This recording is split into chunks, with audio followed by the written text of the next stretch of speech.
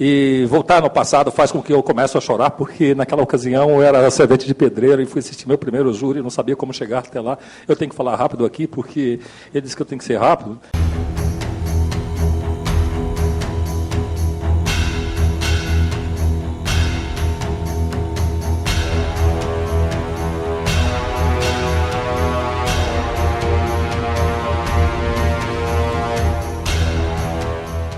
A nossa manhã sobre o Tribunal do Júri, você pode ficar com esse microfone mesmo? Então é o seguinte, agora eu vou dar a palavra para os participantes para perguntas variadas, mas antes eu quero que os nossos colegas, Valdiner, querem saber do seguinte: você é formado em que faculdade e em que ano? A faculdade eu me lembro, agora o ano eu não lembro, doutor. Qual foi a faculdade? São Francisco de Bragança Paulista, em 1983. Em 83. Muito bem. Valdiner, outra coisa que nós queremos saber é você, quantos júris, mais ou menos, você fez? Quantos júris? 279 júris. Muito bem. Vejam a experiência do nosso palestrante com quase 300 júris. Outra pergunta que vamos fazer para você, porque os nossos colegas querem saber bastante do palestrante para poderem, então, fazer perguntas. Outra coisa, como é que foi despertada em você esta vontade de trabalhar no Tribunal do Júri? O que despertou em você na época da faculdade, essa vontade, esse amor pelo Tribunal do Júri? Houve algum fato ou isso foi uma coisa assim natural? Houve sim, doutor. Eu só pediria que você desse as respostas bem sucintamente, para nós podermos fazer um ping-pong com você bem grande, por favor. Houve sim, doutor, houve realmente uma motivação muito grande, e voltar no passado faz com que eu comece a chorar, porque naquela ocasião eu era servente de pedreiro e fui assistir meu primeiro júri, não sabia como chegar até lá. Eu tenho que falar rápido aqui, porque ele disse que eu tenho que ser rápido. Não, daí... não rápido, mas assim, mais objetivo. Eu era servente de pedreiro e fui assistir um júri por um acaso, entrei num plenário onde tinha várias pessoas e outras pessoas com aquelas roupas pretas, etc. Para mim era uma novidade muito grande, porque eu tinha acabado de sair da roça e vim para Campinas. E eu me encantei com aquilo, achei aquilo a coisa mais bonita do mundo. E como é que faz para ser aquela coisa? Eu não sabia que precisava fazer direito.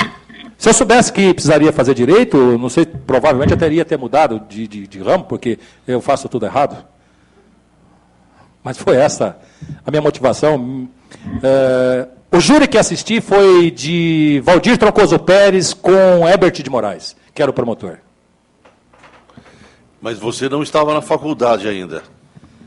Ainda não, doutor. E ficou encantado, então, pelo Tribunal do Júri? Exatamente. Muito bem. A última pergunta sobre essa questão, aqui está anotado que você é mestre em processo penal. Então, está anotado aqui na sua ficha que você é mestre. Então, qual é a sua... qual foi o estudo que você fez em processo penal para esse mestrado? O estudo foi exatamente sobre o Tribunal do Júri. Porque desde aquele dia que eu saí daquele plenário, eu me apaixonei pelo júri e tentei buscar trilhar naquele caminho para que chegasse ao Tribunal do Júri. E depois de formado e de algum tempo já na Tribuna do Júri, eu passei a estudar Tribunal do Júri. Acreditem os senhores, tem muita coisa ainda para aprender com relação ao Tribunal do Júri.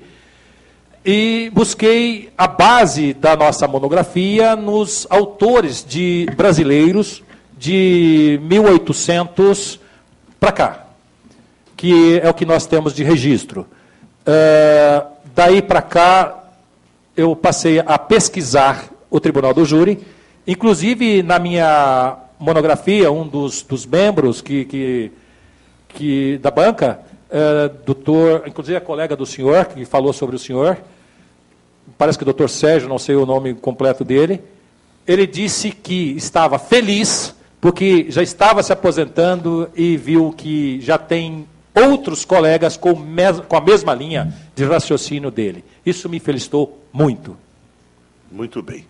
Doutor Waldiner, o seguinte, antes de passar para duas perguntas técnicas, depois vamos dar a palavra para a plateia, que nós temos tempo ainda, é o seguinte, você aconselha, então, os acadêmicos e advogados recém-formados a irem para o Tribunal do Júri? Você aconselha, você acha que é uma área muito bonita, interessante, você aconselha, então, os colegas novos a irem para o Tribunal do Júri?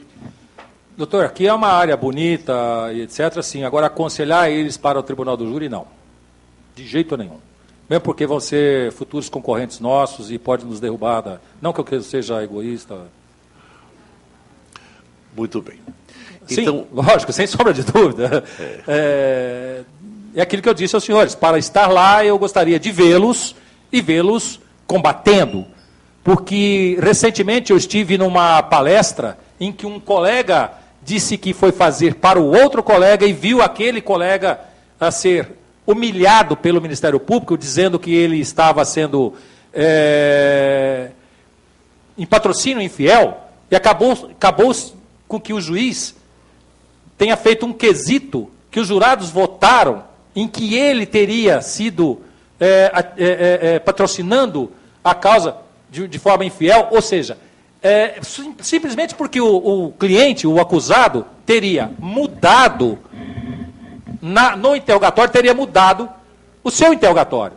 Ele vinha falando de uma certa forma e pegou a acusação de surpresa e pegou também a defesa de surpresa. E o Ministério Público disse que o advogado estava no exercício infiel da profissão e nenhum dos dois colegas chamaram a OAB, fizeram prevalecer o direito do advogado, mesmo porque o advogado tem o direito de exercer com a ampla defesa.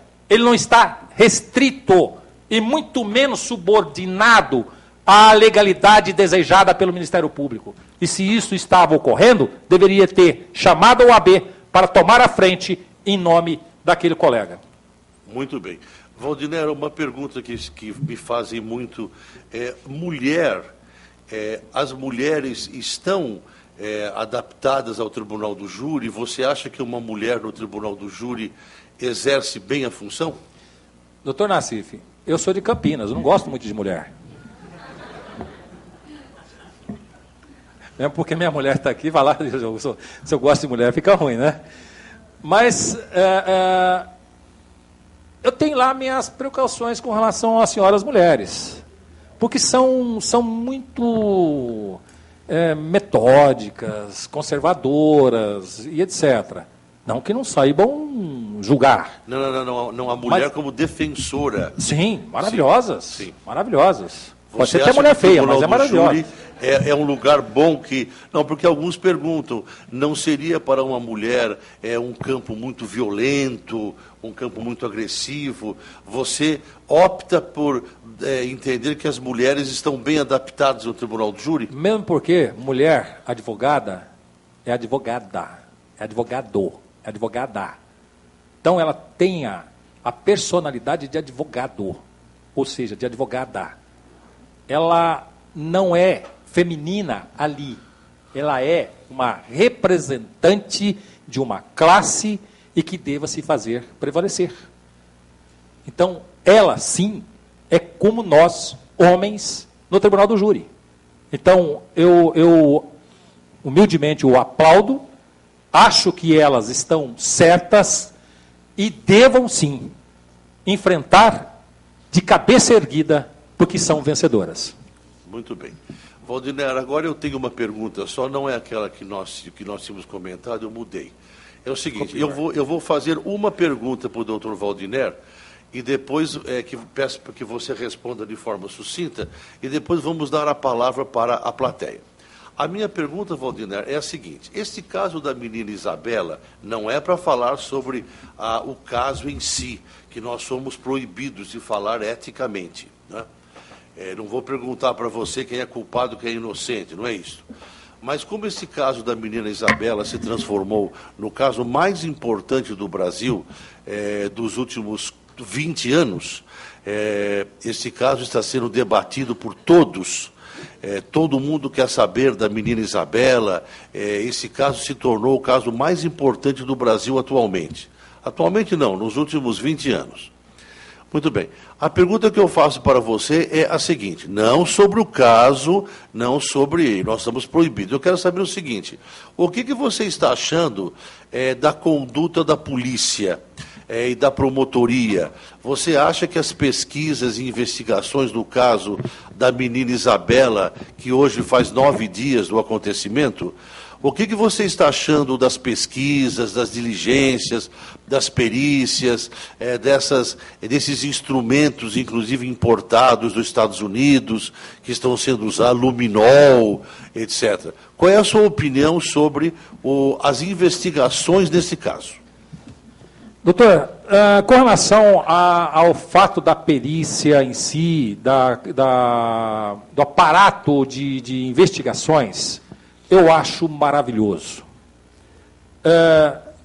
Nada disso vai superar nós, lá no plenário do júri, com absoluta certeza. Então, tudo que o Estado fizer para investigar e esclarecer os fatos, isso é de obrigação dele. Não é de cooperação nossa, de advogados, e sim de obrigação do Estado. Com relação a esse fato, o que não pode acontecer, e que eu não admito que aconteça, e que isto é chamar toda a sociedade, não preciso dizer o resto, aonde se decreta o sigilo, e aí acaba soltando na imprensa, inclusive o próprio Ministério Público. Que sigilo é este? O que interessa só o Estado, para que a defesa não tenha conhecimento daquilo que estão fazendo? Isto é parcialidade ou imparcialidade? Nós não aprendemos na faculdade que deva termos a imparcialidade? E só com a imparcialidade que se obtém justiça? Eu termino, pode. Então, isto eu acho palhaçada do Estado. Palhaçada. Decretar sigilo para depois dar privilégio à acusação em dizer que tal coisa está sendo apurada, está se fazendo, etc. E a defesa não tem acesso. Isto não é parcialismo? Esta é a minha opinião. Outra coisa sobre esse caso da menina Isabela, que está dominando o Brasil, sobre o caso da menina Isabela. Você conhece o caso, né? Já viu o caso ou não? Já viu na televisão? Só pela televisão, doutor? Sim, mas conhece o caso? Sim, sim. Não, porque hoje de manhã eu estava vindo para cá e encontrei com um advogado militante, um amigo meu. Aí eu perguntei, poxa vida, qual é a sua opinião sobre o caso da menina Isabela? Um advogado que foi meu aluno. Não estou sabendo de nada. Como? Que menina Isabela? Menina Isabela, o que é? Um rapaz, um advogado militante. Aí eu perguntei, mas você mora em Marte? Falei, só se mora em Marte, porque não sabia. Falou que não sabia de nada, que não viu nenhuma Isabela. Falei, fulano, você tem que... Não, porque eu estou mudando de residência, eu estou mudando de casa. Não sabia de nada, não viu nada, não sabe quem é Isabela, não sabe nada. Muito bem. Mas então, a última pergunta é o seguinte. Qual é a sua opinião? Aí você pode dar a sua opinião, porque você não vai individualizar provas. Qual é a sua opinião sobre a prisão temporária do pai da Isabela e da madrasta? Você acha que a prisão temporária, nesse caso, ela foi juridicamente válida ou não? Eu acho um excesso de preciosismo do Estado, doutor. Eu acho que isto é demonstrar um maior poder discricionário de arbitrariedade. Ele tem residência fixa, ânimo definitivo. Ele pode até ser o autor. Eu não estou questionando se ele é o verdadeiro assassino da sua filha. cabe o Estado provar que ele seja o autor ou não. Não é o fato dele ser segregado à sua liberdade, ou dela, e sendo ele e ela inocentes. Além de ter a sua filha morta, são inocentes e já pagaram por um outro preço de serem presos. Quem paga por isso? Antecipadamente. Então você é contra a prisão temporária? Eu sou contra prisão temporária quando ela é desnecessária. E neste caso entendo que seja desnecessária, enquanto tem muita gente por aí, perigosas, com todo respeito, fazendo lei contra nós. Muito bem. Muito bem. Então você já viu na televisão o caso da Isabela, então? Já viu? Porque sim, jornais. Esse meu amigo falou que não tinha visto nada. Inclusive nos cafés, etc. Muito bem. Então agora, muito obrigado, agora todos estão, então, nós estamos aqui, vejam vocês, nós estamos aqui hoje, aqui na OAB, um privilégio, nós estamos aqui com um dos maiores advogados de tribunal do júri do Brasil, atualmente. Um homem preparado, ele é inclusive professor de tribunal do júri, tem curso de tribunal do júri, é professor de tribunal do júri da ESA, que é a Escola Superior de Advocacia, um homem que já tem quase 300 júris. Então nós precisamos aproveitar da sua experiência no tribunal do júri, que é o lugar mais nobre, mais bonito, mais lindo, mais maravilhoso que existe na justiça. Muito bem. Quem se habilita a fazer uma... de pé. É o seguinte, as perguntas não podem passar de 1 minuto. A pergunta não pode ser um discurso, não pode ser, eu acho que... Não, aqui não é para achar. Quem acha aqui é o palestrante. A pergunta não pode passar de 1 minuto. Dá o microfone para ele, por favor. Doutor Nassif, se o senhor me permitir, até que o colega pegue o microfone, eu gostaria de passar um site, se os senhores... o site do professor, por favor. O site do professor. Lá os senhores encontrarão algumas fotografias pornográficas, mas não as delete. Vê se está funcionando. Tenho a honra, sem a permissão de doutor Nassif, tenho a honra de tê-lo também junto conosco nesse site. www.jurivaldiner, Valdiner com W, .adv.br. Alô? Pode repetir, por favor, Valdiner? Jurivaldiner com W, tudo emendado, jurivaldiner.adv.br. Muito bem. Atenção. Para nós darmos, então, oportunidade para muitos perguntarem, a pergunta não pode passar de 1 minuto e a resposta também deve ser em 1 minuto, mais ou menos. Certo, Valdiner? Okay. O seu nome bem alto. Nome. Valdemir. Não, o nome inteiro. Valdemir Domingues da Silva, ex-aluno do Dr. Nassif. Obrigado. Você é formado aonde? Brás Cubas de Mogi das Cruzes. Com a palavra. Muito obrigado, Dr. Nassif, Dr. Valdiner. Meus cumprimentos. Relativamente aos quesitos, eu gostaria que o ilustre palestrante esclarecesse uma dúvida minha, que me assoma.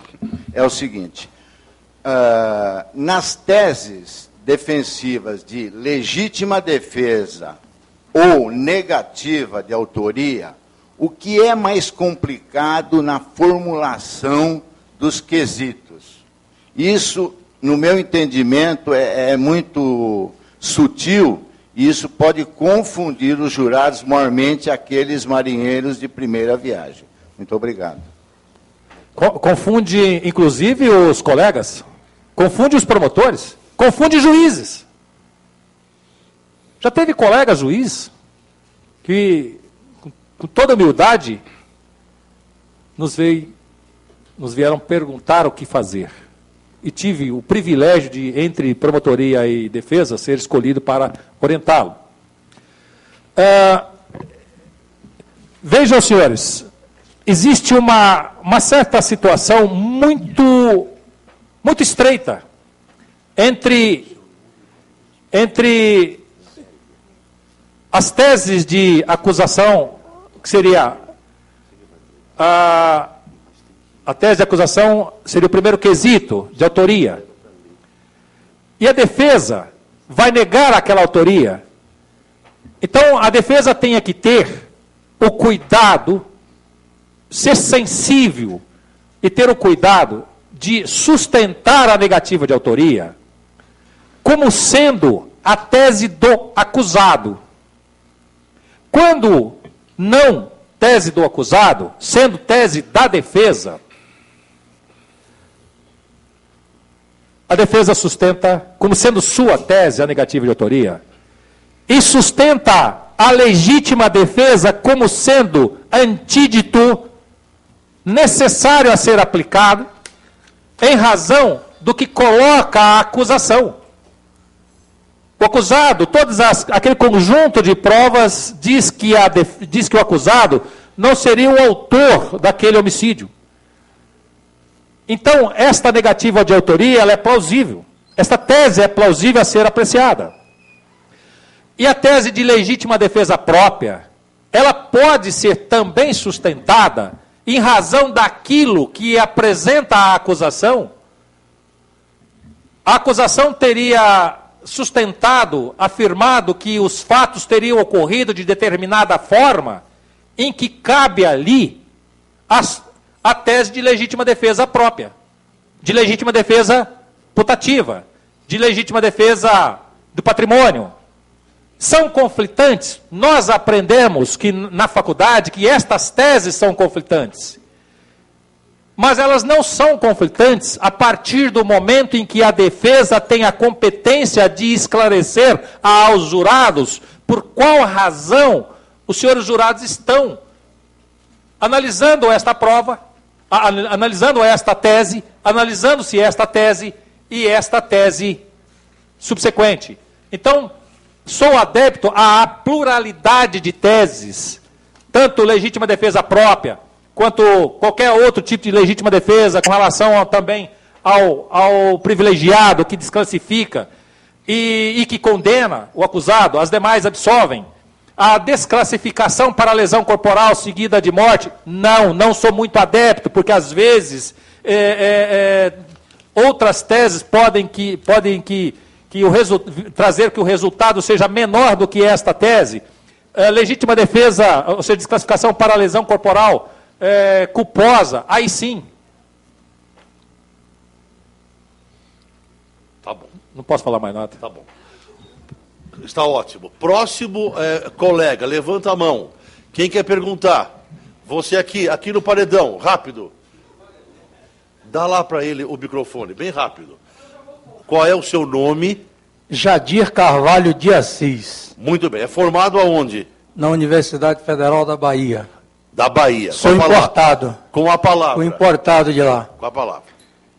Professor. 1 minuto. Ouvir atentamente algumas colocações, algumas me saltaram aos olhos. A primeira, eu não entendi muito bem como o senhor diz que o advogado não precisa de provas. Eu não entendi muito bem isso, queria até que o senhor esclarecesse, porque entendo que até para desfazer certas provas contrárias às nossas teses, nós precisamos provar também o contrário. Então eu preciso de provas, até porque eu acho que o advogado é fiscal da prova. Esse é um ponto. Queria que o senhor me explicasse isso melhor. O segundo ponto é que o senhor falou aqui que, na realidade, o senhor confessou ou acusou o seu cliente no júri anterior. Ou seja, o senhor disse, não, ele matou. Quando o promotor prevaricou, na realidade, para mim, foi até mais além. Ele prevaricou porque não cumpriu com o dever dele. E o senhor disse, não, mas ele, no júri anterior, ele era o autor, e ele disse que quem era o autor não era o autor. Ou seja, o inocentou e pediu a absolvição dele. Então, quer dizer, eu achei que ali houve um certo risco que Vossa Excelência cometeu, e é só para... Tá bom. Valdinero, 2 minutos, por favor. Que tem mais gente que quer perguntar. Ok. Com relação a esta última pergunta, eu acusei mesmo porque aquele conselho de sentença já tinha sido dissolvido. Não, senhor. Aquele conselho de sentença que o julgou, que ele foi absolvido lá atrás, já tinha sido absolvido. E este conselho de sentença que estava me ouvindo, dizendo que eu disse que ele era culpado, não ia julgá-lo mais. Então eu poderia dizer, e mesmo porque eu tinha conhecimento de que ele era o autor. Tá certo? Então ele tinha sido absolvido. E este conselho de sentença que ouviu eu dizendo que ele era culpado, não era aquele conselho de sentença daquele julgamento. Então não resolveria nada, absolutamente. E muito menos o promotor iria ver o processo. Eu tenho absoluta certeza que o promotor não ia ver aquele processo daquela ocasião. Mesmo que se ele trouxesse qualquer processo dizendo ser aquele, eu dizia, não é este. O senhor está querendo enganar os jurados. E aí? Tá bom, tudo bem. Tá, tem. A outra pergunta eu esqueci. Não. Vamos, colega, é porque... Com relação à prova. Com relação à prova. Tá. 1 minuto.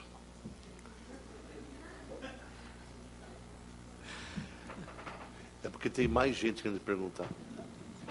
Veja bem, com relação à prova, precisa de prova para desprovar. Pelo que eu entendi. Não, doutor. Não. Quando a defesa precisa de alguma prova, quando ele tem a necessidade, aliás, com esses números de 279 tribunais de júris que eu fiz, só em 2 ocasiões que a defesa juntou provas, que o acusado trouxe provas, uma contra o pai dele, que seria o padrasto dele, que a defesa não concordou, mas ele foi convincente e foi absolvido. E uma outra situação, que todas as pessoas que estavam no bar eram testemunha do acusado, e não testemunha da defesa. Desculpa, da acusação. Percebeu? Agora, se os senhores tiverem testemunhas de acusação, e a defesa arruma testemunha de defesa, ela sai presa do plenário. Ela sai, tome cuidado com isso. Se o defensor desejar trazer testemunha de defesa, contrariando o que já tem nos autos, ela sai presa do plenário. Ela pode ser até que esteja falando a verdade. Desculpa. Muito bem. Colega, não vamos nos estender sobre esse tema. Atenção, levanta a mão quem quer fazer pergunta. Vamos lá, próxima pergunta, que eu tinha visto uma... Quem se habilita a fazer mais perguntas? Advogado tem que fazer perguntas. Quem se habilita? Sobre o tribunal do júri, sobre a experiência do professor. Ninguém se habilita? Nem você, Márcio? Não quer se habilitar numa pergunta? Vai lá, Márcio, vai lá. Vai lá. Ô, Márcio, só me poupe, Márcio, pelo amor de Deus. Atenção. Não, eu tenho só. Diga o seu nome inteiro. Márcio Moreira da Silva, na Unip do Paraíso. Está em que ano? No terceiro Muito ano. bem. Qual a palavra? Sobre o caso da menina Isabela, essa prisão temporária não prejudica já, se ele for pronunciado, já não forma uma convicção dos possíveis jurados? Já uma imagem negativa, já? Veja bem, o advogado, ele não pode se prender a esta situação. Sem sombra de dúvidas que esta imagem prejudica. Mas o advogado tem que fazer o quê? Só para esclarecer e complicar um pouco mais a pergunta do senhor, o fato do homicídio, da pessoa ter matado alguém, já não é um elemento prejudicial a um julgamento? Não é uma coisa gravíssima? O advogado entra para o plenário perdendo o júri de 100 a 0. Não é isso, doutor? Então, o fato da prisão, óbvio que prejudica, mas o advogado tem que ser competente, ele tem que reverter esta adversidade a seu benefício. Fazer com que, é aquilo que eu falei agora há pouco, o Estado trouxe este casal aqui para o julgamento, sendo eles inocentes. Não trouxe provas concretas de que eles sejam os autores.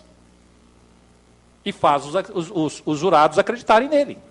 Sob pena da dor de ter tido a perda daquela criança, transforma isto em benefício dos direitos deles a serem restabelecidos. Tempo. Atenção, mais perguntas da plateia. Colegas, se habilitem, não sejam tímidos. Vamos ouvir a pergunta desse rapaz aqui de gravata, que é namorado dessa moça loira. Por favor, vem cá. Vem cá, não quer Pode perguntar? trazer os dois, doutor. Eu quero uma pergunta. Roosevelt, quer fazer uma pergunta, Roosevelt? Não quer também. Quem se habilita a fazer uma pergunta? O doutor aqui que anotou bastante. Você quer fazer uma pergunta? Eu convoco você. Por favor, no paredão, no paredão. Olha lá, no paredão, por favor. Vamos ouvir a pergunta do colega. Diga o seu nome inteiro, bem devagar, para gravar, que tudo é gravado. O seu nome? Meu nome é... Veja se está funcionando. O meu nome é Dinael Wilson Miloc. Como é que é o primeiro nome? Dinael Wilson Miloc. Miloc. É formado aonde? Eu sou formado pela Faculdade Brás Cubas. Muito bem. Com a palavra. 1 minuto. A minha pergunta, doutor, é com referência qual o motivo desta prisão, aonde o delegado solicitou o motivo dessa prisão dele temporariamente. Que ele quer saber, então, os fundamentos da prisão dos pais da Isabela. Os fundamentos da prisão dos pais da Isabela, entendo eu que seja os mesmos de todas as prisões temporárias. De todas. Sem fundamento. Não há razão para isto. Prende. É só solicitar sob a égide que iria os acusados bloquear a produção de provas, a colheita de provas, para assegurar a aplicabilidade da justiça e o bom andamento do processo, das investigações. Quer dizer, não tem fundamento algum plausível, não tem absolutamente nada para que possa... Você me permite uma parte, por favor, permite uma parte? Eu queria saber a sua opinião, o seguinte, é porque no despacho de prisão temporária está dito que se eles ficarem em liberdade, se ficassem em liberdade, eles moram no apartamento. E se eles teriam o direito de continuar no apartamento. E que eles iriam alterar as provas do apartamento, dentro do apartamento. Qual é a sua opinião sobre isso? As provas que já tinham sido colhidas no primeiro dia, aí demonstra uma incompetência total do Estado. Já não estiveram lá os peritos no primeiro dia e colheram aquelas provas? E que provas mais desejam lá dentro? Aí é que cabe o advogado, o defensor, observar do que fizeram, do que deixaram de fazer e do que fizeram de arbitrariedade para reverter em benefício no reestabelecimento do direito dos seus clientes. Em especial lá no Tribunal do Júri. Fazer com que os jurados entendam que todos nós somos passíveis de sentar naquele banco, porque eu tenho absoluta certeza que eu jamais irei roubar alguém, assaltar alguém ou traficar, mas matar, não acredito que eu esteja livre disso. Então mais um pequeno... Então você é contra a prisão temporária dos dois acusados, é contra? Deles, se culpados ou não, e de muitos outros inocentes que estão nessa mesma condição. Muito bem. Com a palavra o colega, por favor. Já vamos terminar a palestra em 8 minutos. Por favor, vamos ter mais 2 perguntas. Qual o seu nome? Evandro Quinelato, Isca Faculdades de Limeira, terceiro ano. Não, o nome inteiro. Evandro Quinelato. Chinelato? Chinelato. Ah, você é filho da professora Chinelato? Não sou filho dela. Talvez sobrinho, ou primo, alguma coisa. Mas você assim. Conhece a professora Silmara Chinelato? Não conheço. Ah, eu pensei que fosse para... Desculpe. É formado aonde? Não sou formado ainda. Estudante terceiro ano, Isca Faculdades de Limeira. Limeira? Limeira. Conhece Limeira, você? Conheço bastante. Com a palavra. Professor, o senhor falou muito em sensibilidade na hora do júri. Eu já assisti a alguns júris, do qual fui, às vezes, participei como estagiário numa banca de defesa, e o senhor disse que tudo é baseado em sensibilidade. Qual o conselho o senhor tem para a classe, baseado nessa, como adquirir essa sensibilidade, tanto dos jurados como da promotoria? Como adquirir essa sensibilidade? Seria voltar para si, voltar o seu eu por uma causa interior vossa. Ter aquela causa como se sua fosse. Ter aqueles fatos, aquela situação toda, como se fosse de um ente seu, sem obrigação de fazer. Deixar com que a tua mente voa, sai de uma condição de ocupação, faça com que todos os seus problemas lá de fora sejam dispersos e foque o seu pensamento, a tua cabeça, o teu ser na causa. Deixa a tua cabeça trabalhar com uma amplitude daquilo que você presta a fazer. Então, eu humildemente entendo que é isso que faço, mesmo porque quando eu estou com tamanho estresse com a minha mulher, descarrego lá e volto bonzinho. Muito bem. Você, por favor. Olá. Respondi? Está respondido. Mas esta pergunta e mais uma apenas. Muito bem. O seu nome? Maria Auxiliadora de Moraes Braz Domingues. É formada onde? Universidade de Brás Cubas. Brás Cubas. Com a palavra. Tanto a polícia quanto a imprensa, nesse caso Isabela, ficaram anunciando essa possível prisão. Então, não seria o caso de um habeas corpus preventivo? Será que a defesa falhou? Veja bem, para habeas corpus preventivo, não. Não, pode até ser. Não e pode até ser. O que eu respondi? Respondi? Hã? Não. Mas na justiça é exatamente isso. Pode e não pode. Não existe um radicalismo. Tá certo? O que entendo que, se tivessem feito um habeas corpus preventivo, com base em quê? Eles eram suspeitos. Em base em quê? Para fundamentar o habeas corpus, não correria o risco de entregar certas situações? Que é o que a gente vê. É o que nós percebemos nos habeas corpus. Para justificar uma situação, entregamos outra. Então, estaria aí, entre aspas, descartado. Inevitável, e acho imprudente, ou seja, já disseram que iria requerer a medida cautelar provisória. Entendo eu, e acredito também, doutor Nassif, vai embora, desapareça, para que você não seja preso. Ah, mas espera aí, doutor, morreu a menina, agora você vai mandar o seu cliente desaparecer, isso não é culpa? Que culpa coisa nenhuma? Que culpa coisa nenhuma? Culpa é o que o Estado está fazendo. Ninguém tem o direito de ser preso. Ele tem a obrigação de ser preso e não o direito de ser preso. Ninguém tem o direito de ser preso, por circunstâncias nenhuma. Ele tem a obrigação de ser preso por atos provados contra ele, de atos ilícitos praticados. Mas neste caso, me responde, justifica? Se não justifica, mande eles embora, desapareça com eles, não importa a opinião da imprensa. Para mim isso é palhaçada.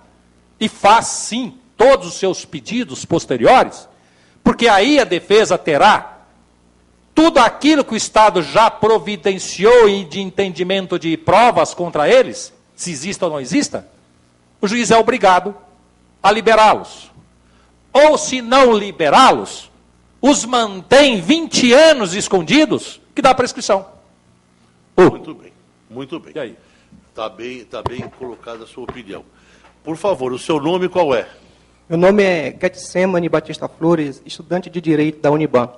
Uniban? Qual Uniban? Campus Osasco. Qual a palavra? É de Osasco.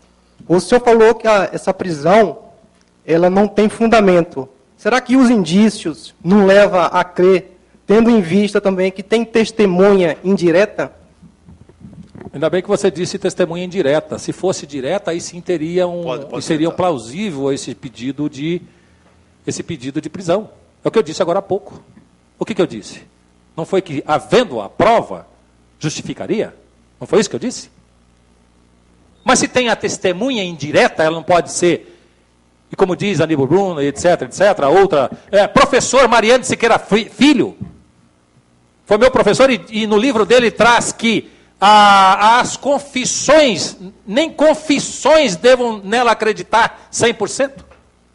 E como o senhor disse, tem testemunha indireta. Se tem testemunha indireta, ela não está falando, aspas, a verdade absoluta. Ela é indireta. Então essa prova não é contundente, ela não é 100% verdadeira. Muito bem. Então não justifica. Respondi? Obrigado. A última pergunta, levante a mão. Quem é o candidato, quem é o aluno que quer fazer a última pergunta? Mas como vai ter que... Eu vou convocar, eu vou intimar, então, um assistente. Você, pode vir aqui, olha. Você, vem aqui. Vem aqui. Também não quer. Muito bem, vamos convocar. Você de amarelo, de camisa não quer fazer? Essa moça loira aqui, olha. Você, vem cá. Vai lá, não quer também. Quem quer fazer uma pergunta? Ninguém quer fazer uma pergunta. Então eu vou fazer a última pergunta. Eu vou fazer. Muito bem. O senhor está dispensado dessa pergunta. Não, vou fazer. Doutor Waldiner, você, ilustre palestrante, assistiu à entrevista do promotor do caso da Isabela na televisão? Assistiu à entrevista do membro do Ministério Público ou não? Ou também estava em Marte? Estava eu e o promotor em Marte quando ele estava falando, doutor. Não, mas você assistiu à entrevista dele? Sim. Assistiu, na televisão? Sim. Quando a entrevista coletiva? Sim. Tá. E agora a minha pergunta. Você acha válido ou não uma entrevista coletiva de um promotor? Você acha válido? Acho válido. Impressionar a sociedade. E, inclusive, já tive a oportunidade de fazer júri com aquele promotor, ele é competente, ele é um promotor competente, é um promotor que tem os cuidados para não se comprometer, ele mede as palavras que fala, sabe o que fala para atingir o seu objetivo, e então vale. Vale como parcial, é o que eu disse. Percebem, senhores? Não foi decretada o sigilo das investigações do processo? E por que ele está dando entrevistas? É aí que eu questiono. E se ele está dando entrevistas, é porque ele leu. Ele sabe o que tem lá dentro do processo. Então ele está tirando proveito dessa situação? Isso não é justo. Isso não é admissível para a sociedade e muito menos para nós, advogados. Não, mas a pergunta é a seguinte, então...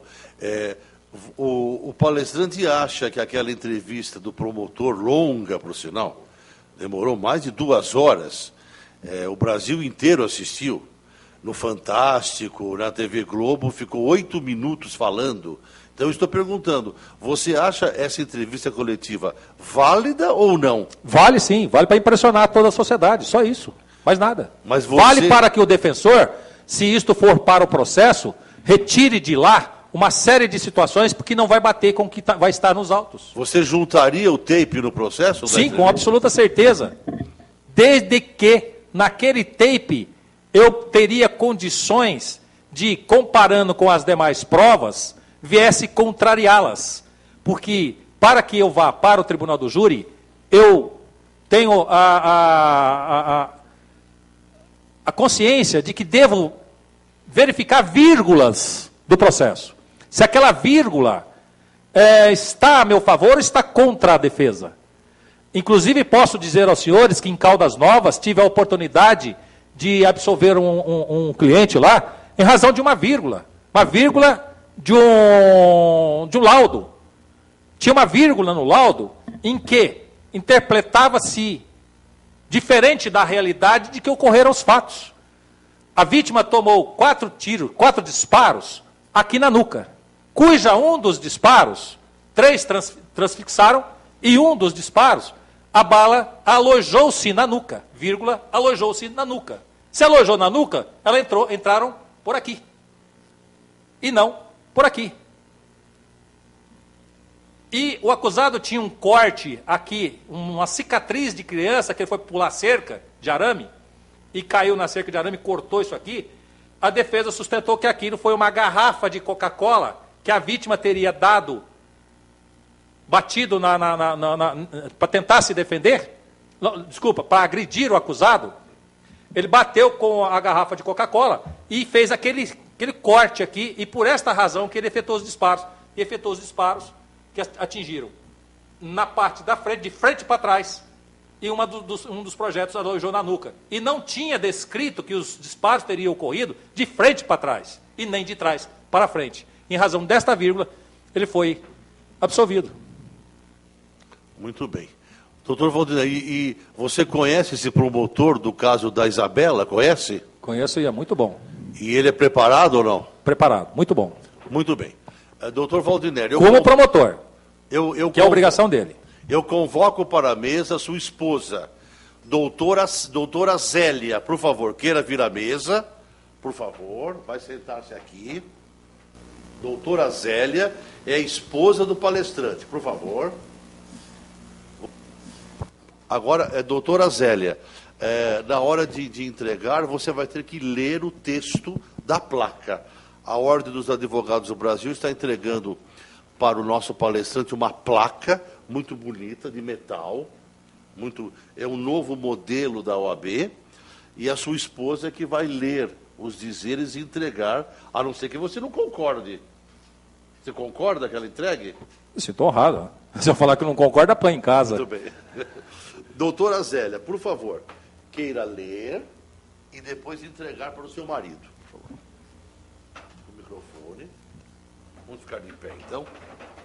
A Seccional de São Paulo, da Ordem dos Advogados do Brasil, por seu Departamento de Cultura e Eventos, tem a honra de oferecer esta placa ao ilustre conferencista, Dr. Valdinei Alves da Silva, em agradecimento pela palestra proferida nesta data sobre o tema Atuação do Advogado no Tribunal do Júri.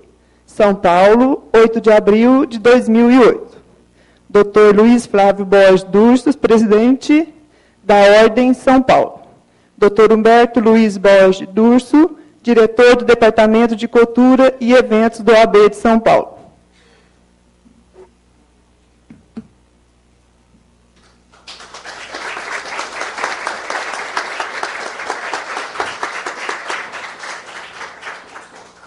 Os senhores podem fechar os olhos, por gentileza?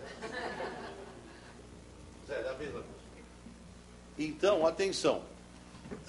Atenção. Quem vai encerrar, então, a palestra, eu não vou ter a palavra de volta, mas eu vou deixar o encerramento para o professor.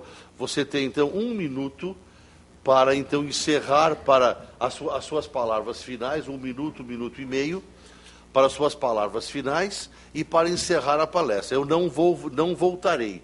Você que vai terminar. O microfone. Caros amigos e colegas, desejo que os senhores tenham muito sucesso no Tribunal do Júri.